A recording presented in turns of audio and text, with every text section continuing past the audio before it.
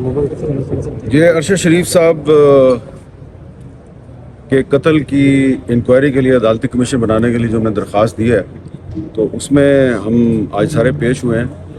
تو اس میں جو آج تو ویسے اٹارنی جنرل صاحب کو بلایا تھا جسٹس عامر فاروق صاحب نے، تو وہ نہیں آئے، ان کی جگہ پہ ایڈیشنل اٹارنی جنرل صاحب آئے ہیں۔ تو انہوں نے کچھ ایسی بات کی کہ آرڈر جو ہے وہ کوئی نہیں لگا ہوا، جو کہ بیرسٹر شعیب رزاق صاحب نے جو پچھلی ہیئرنگ ہے اس میں لگایا ہوا تھا، اور ہم نے دکھا بھی دیا ان کو۔ شعیب رزاق صاحب نے آرڈر دکھایا بھی ہے کہ جی ہم نے لگایا ہوا ہے، لیکن وہ ایڈیشنل اٹارنی جنرل صاحب کے پاس نہیں تھا۔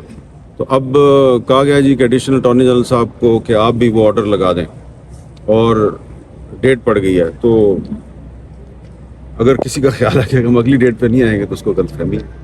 باقی ٹیکنیکل بات شعیب صاحب سے پوچھ لیں۔ یعنی بات صحیح ہے، بات یہی ہے کہ ہم نے سی ایم کے ذریعے وہ سارے آرڈر کی لسٹ لگا دی تھی۔ آج ہم فلی پریپیئرڈ تھے، ایکسپیکٹنگ کہ اٹارنی جنرل صاحب آئیں گے اور اس ایشو کو نیکسٹ اسٹیج پہ لے کے جائیں گے۔ کہ ایشو ریز کیا جا رہا ہے کہ matter is pending before supreme court, تو سپریم کورٹ میں سو موٹو ایکشن میں میٹر پینڈنگ ہے، جس کی اس کے اپنے آرڈر میں اس کی وضاحت ہے کہ سو موٹو ایکشن کی سپریم کورٹ 183 کے تحت اس کی اپنی حیثیت کیا ہوتی ہے، وہ ڈیفائن ہو چکی ہے۔ لیکن وہ جیسے حامد بھائی نے کہا کہ انشاءاللہ نیکسٹ، اور سپریم کورٹ میں لاسٹ ہیئرنگ جو ہے وہ پچھلے سال جون میں ہوئی تھی، 13 جون کو ہوئی تھی، اور آج آپ دیکھ لیں 11 جون ہے، تو ایک سال گزر گیا ہے اور سپریم کورٹ میں کچھ نہیں ہوا۔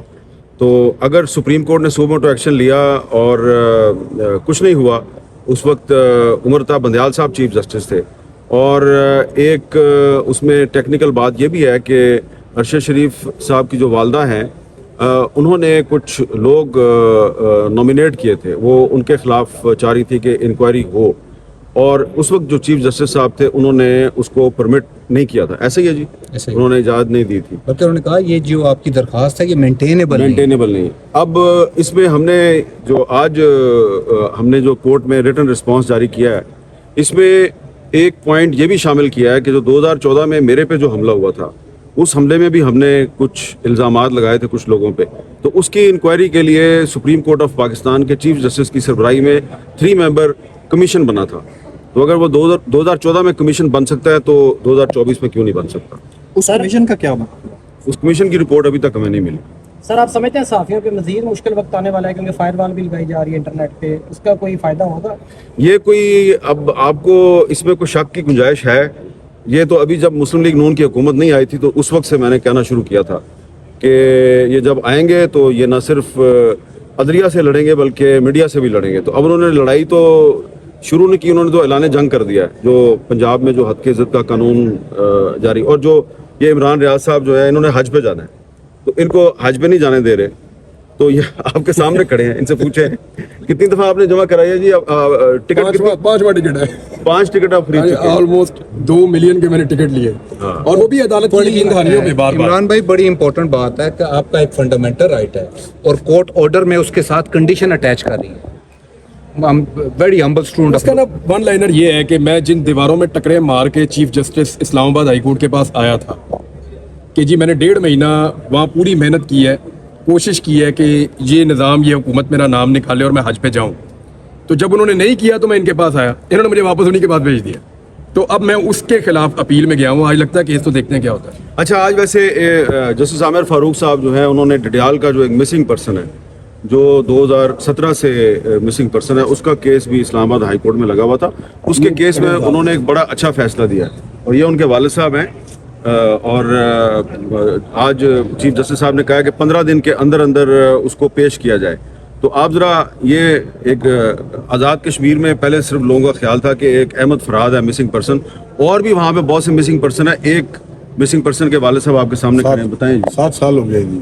آپ بتائیں کیا ہوا تھا تھوڑا سا۔ 7 سال میرا بیٹا جو ہے وہ ایک نام بتائیں اس کا۔ شاپنگ سینٹر میں تیمور ارشد قاضی شاپنگ سینٹر میں کام کر رہا تھا، اس کو 12:30 بجے کے قریب 13 جولائی 2017 میں اٹھا لیا گیا، اور پھر دوسرے دن گھر بھی آئے، اور گھر پہ بھی ریڈ شیڈ کیا، اس کے آفس میں بھی دوبارہ گئے، وہاں اس کا فون تلاش کیا۔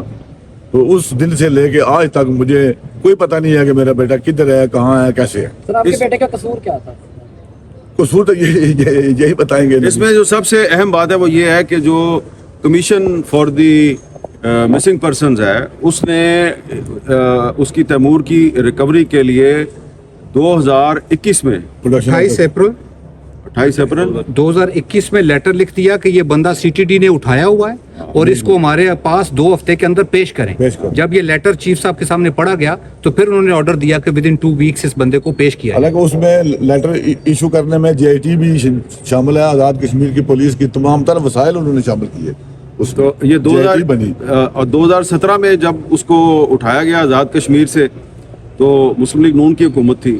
2021 میں جب اس کا commission for the missing persons نے پروڈکشن آرڈر جاری کیا تو پی ٹی آئی کی حکومت تھی.